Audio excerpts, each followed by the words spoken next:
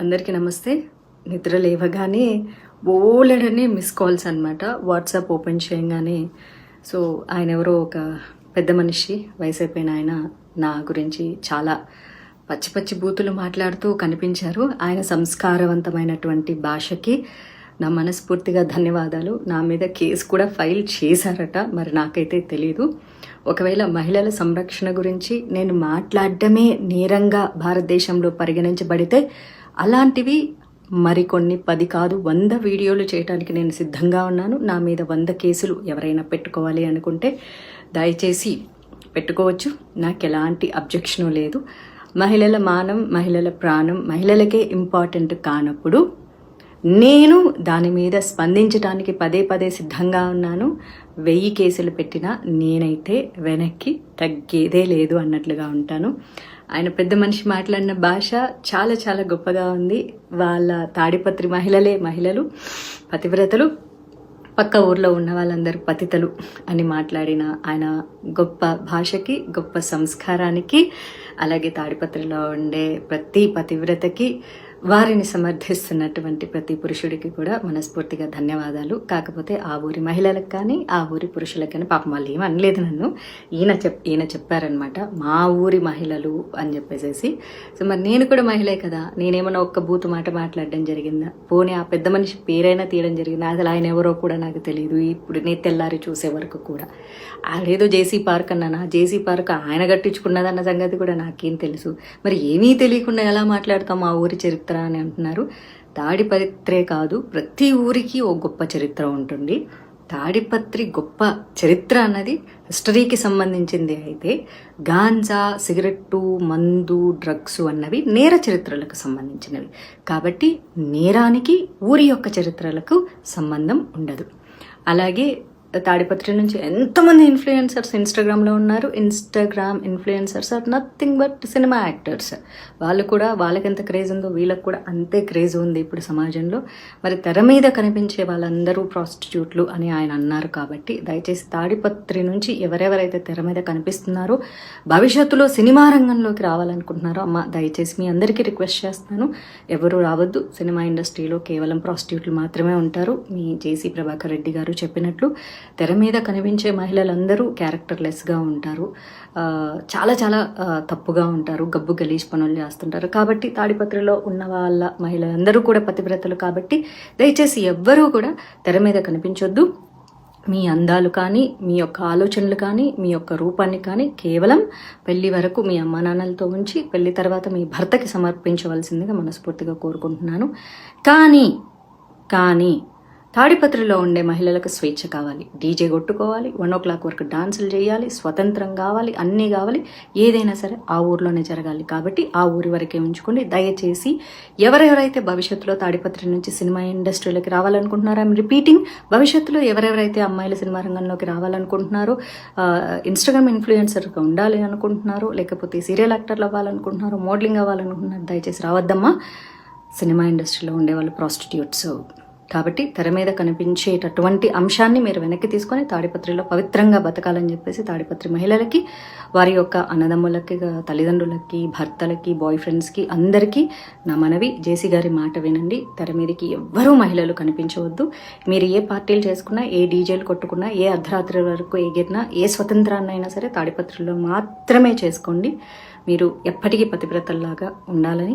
బయట ఊర్లలో ఉండేవాళ్ళు ఎవరు పతివ్రతలు కాదు, పతితలు అని చెప్పేసి, అందులోనూ సినిమా ఇండస్ట్రీలో ఉండేవాళ్ళు ప్రాస్టిట్యూట్లు. కాబట్టి నేను సినిమా ఇండస్ట్రీలో ఉన్నానే, ఆయన అలాంటి పదజాలాన్ని ఉపయోగించారు. చాలా సంతోషం పెద్ద మనిషి గారు, చాలా చాలా సంతోషం అండి.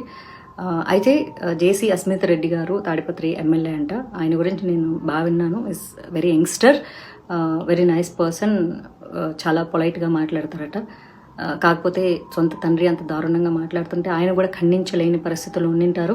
కాకపోతే మీకు కూడా సినిమా ఇండస్ట్రీలతో చాలా మంచి సంబంధాలు ఉన్నాయి. అస్మిత్ రెడ్డి గారి వాళ్ళ బ్రదర్కి అయితే సినిమా ఇండస్ట్రీతో చాలా మంచి సాన్నిహిత్యాలు ఉన్నాయి. కాబట్టి మీకు కూడా బయట మీ తండ్రి గారు మాట్లాడినటువంటి భాష మీరు మాట్లాడరు అని కూడా నేను వినడం జరిగింది. ఏదైతేనేమి జేసీ గారికి సమర్థిస్తున్నటువంటి సైకోపాత్స్ అందరికీ కూడా మనస్ఫూర్తిగా ధన్యవాదాలు. నేనైతే భయపడట్లేదు.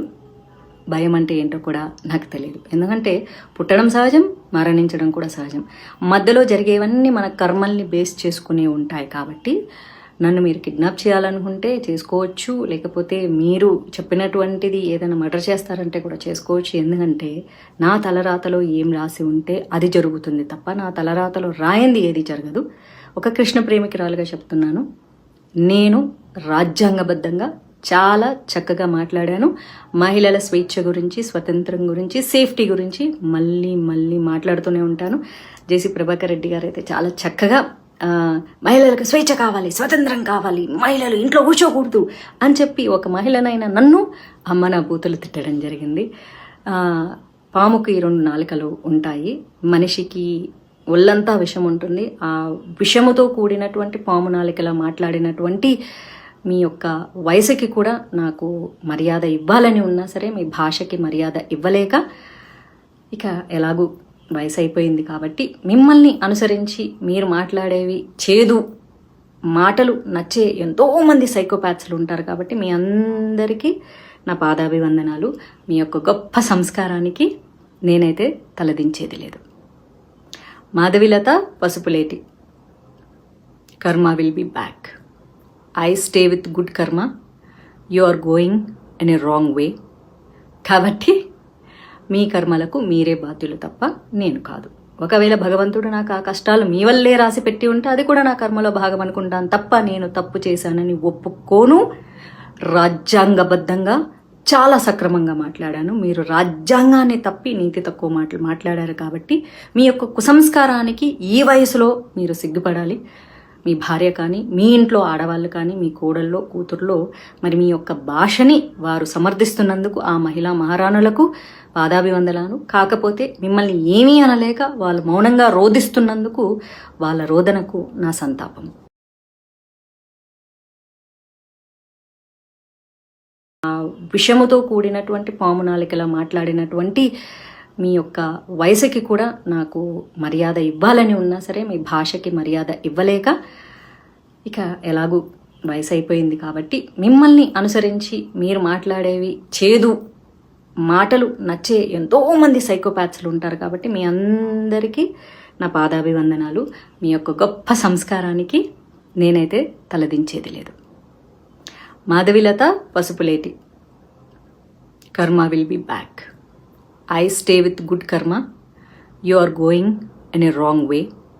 కాబట్టి మీ కర్మలకు మీరే బాధ్యులు తప్ప నేను కాదు. ఒకవేళ భగవంతుడు నాకు ఆ కష్టాలు మీ వల్లే రాసి పెట్టి ఉంటే అది కూడా నా కర్మలో భాగం అనుకుంటాను తప్ప నేను తప్పు చేశానని ఒప్పుకోను. రాజ్యాంగబద్ధంగా చాలా సక్రమంగా మాట్లాడాను. మీరు రాజ్యాంగాన్ని తప్పి నీతి తక్కువ మాటలు మాట్లాడారు. కాబట్టి మీ యొక్క కుసంస్కారానికి ఈ వయసులో మీరు సిగ్గుపడాలి.